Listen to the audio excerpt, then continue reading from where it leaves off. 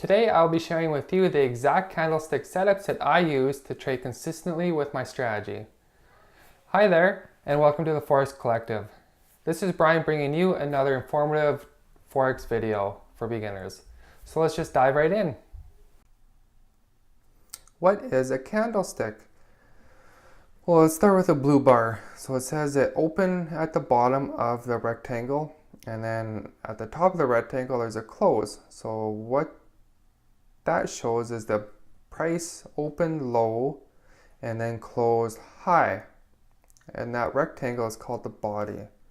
What it also shows is the upper wick and the lower wick. So that just means within that period of time that candle is showing, price pushed up there but didn't close, and price pushed down lower but obviously didn't close down there. So the blue candle is a bullish candle because it opened low and closed high. Whereas the red candle opened high and closed low, so that would make it a bearish candle. So here are my three favorite candlestick patterns that I use in my strategies. There's lots and lots more. However, these are the ones I use on a day-to-day basis. So the first one is a doji or a pin bar.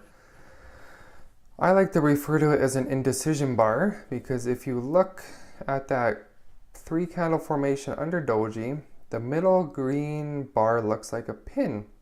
So what that shows is that sellers pushed the price far down, but then the buyer said, no, that's not happening today, and pushed price right back up to almost break even. So it showed to me that the buyers and the sellers are canceling each other out in a big way. So this could be showing a reversal, especially if it is happening on maybe a trend line or a support and resistance zone or other tools that you can use. The engulfing bar is exactly what it says. The green bar is engulfing the entire other bar. So what's important to note here is that the close of the engulfing bar is higher than the other bar. That's important to my strategy. I don't think it's an exact criteria for an engulfing bar, but that is one important one that I use. And it's good for continuation trades and reversals. Inside bar. So I use this sometimes. It's really good for continuation trades in a strong trend. So what an inside bar is it's the opposite of an engulfing bar. So price is basically stalling within the confines of that previous bar. So it's kind of a consolidation before a breakout. That's why it's good for continuation trades. Here's a bonus tip for an engulfing bar, and it will greatly increase your risk to rewards. So here's the tip. An engulfing candle will usually be followed by a fib retracement. I say usually because it doesn't always happen, and I'll just miss out on the trade, but that's okay. So here is essentially what happens. Normally, for an engulfing bar strategy, you would enter on the break of the next for the next candle. However, I don't do that. I wait for a fib retracement. Typically, it's associated with a 618 fib or at least a half fib, 0.5. So I will place a pending there, put the stop at the low, greatly increase my risk to reward, and I would have the same win rate with this. I might just not have as many entries, but that's fine with me. Okay, so here I'm just going to show one Forex pair because there's a lot of examples and it'll take me a while to go through everything. So the three candlestick formations I'm going to be showing you is the doji on here, the bearish engulfing, and the inside bar. So first thing you want to try and do with candlesticks is trade with a trend. What's the best way to find out what the trend is? Use trend lines. So if you start drawing trend lines on here, you'll soon find that it's in a downward trend. So we're only looking for short opportunities.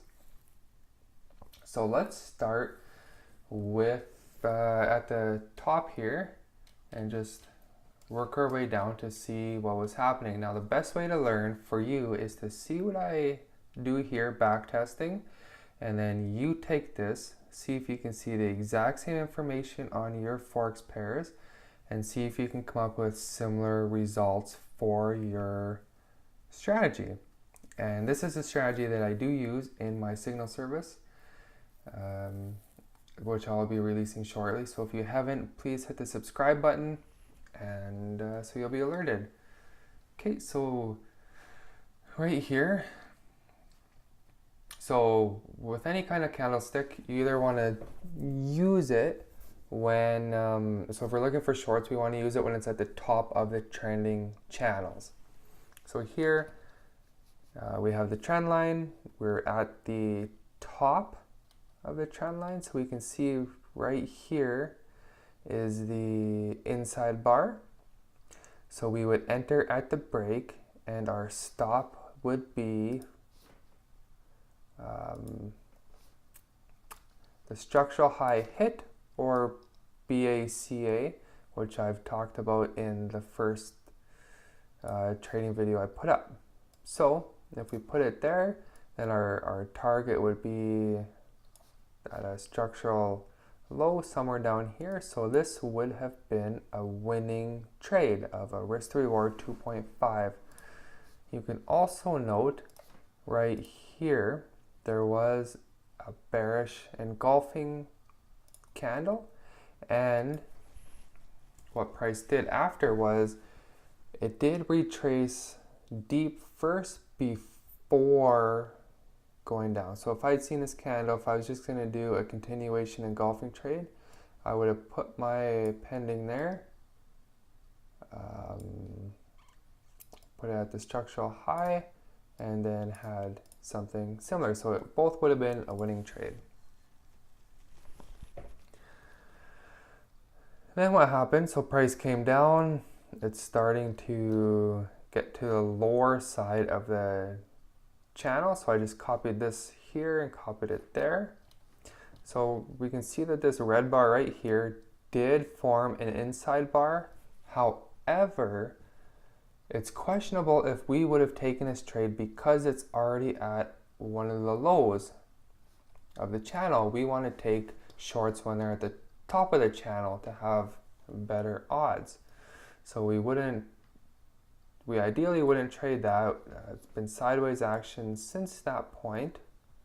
Then what happened?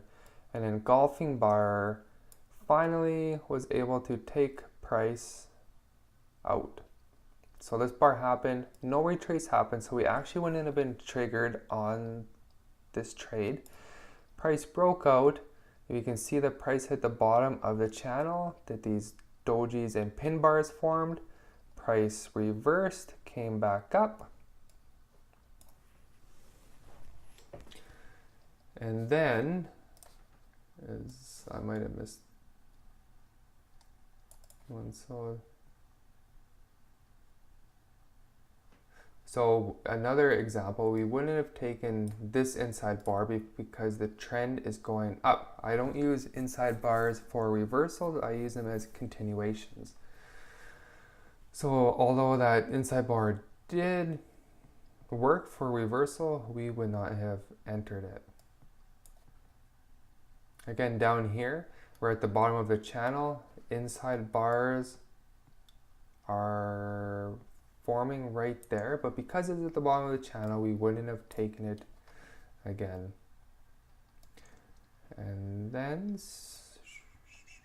so then price went on. This is, if I extend that, a trend line, a more minor trend line. However, there's still 2 points, and price did hit it. A doji formed, a big pin bar formed. It's all looking good. Then what happened? An inside bar happened right there. Okay, so what do? We enter at the break, put our stop at the structural high, and here we would have been taking profit somewhere towards the bottom. So it would have been a winning trade of about 1.9 or somewhere around there. Okay, again, doji forms a whole bunch of different candles. Bearish candles formed. However, we're at the bottom of the channel. We're not going to take it. We're not going to look at it. And then what happened next was price did break out.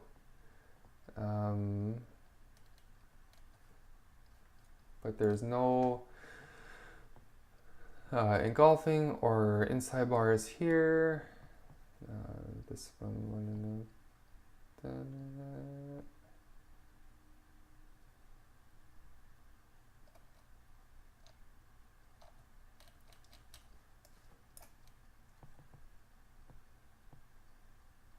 Okay, so technically, just to include all trades, price did come out and it was resuming a short. It was coming down, so we will be looking at inside bars. However, it did come out of that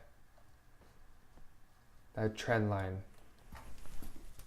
So what I'd be concerned about now is that we've just sustained a really long downtrend. Maybe price is finally starting to turn around and become uptrending. So because it's so close to bouncing off of, it did bounce off of here, inside bar did happen, I would not have taken it.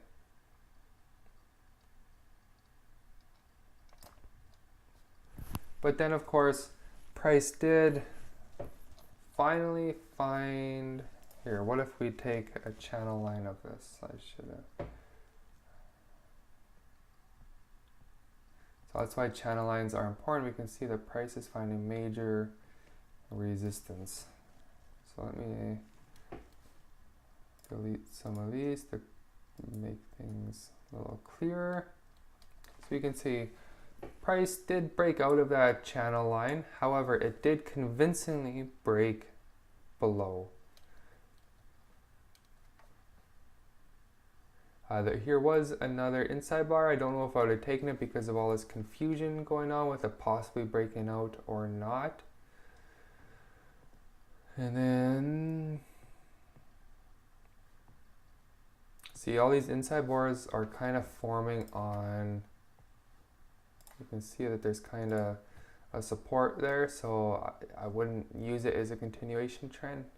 But price did break out of here, came down, and then started to resume its trend again. So I wouldn't have taken this one or this one, but because price is now resuming down, I would be looking at taking this trade. So this trade, we would have entered at the low, the break of the low, and then I'm not sure where the take profit would have been here. We zoom out, I don't know, I'll be shooting for a 2, probably moving my stop up fairly close. You can see price came down, came up. Once it, so the important thing to note is this was a very bearish candle, and price did retrace, and then it came down. So once it would have broken that low right here, I would have moved my stop to break even, and then just keep riding up. Probably take profit around this trend line. So there's odd Australian dollar, and so I'm just going to show you this one pair because there was a lot going on here.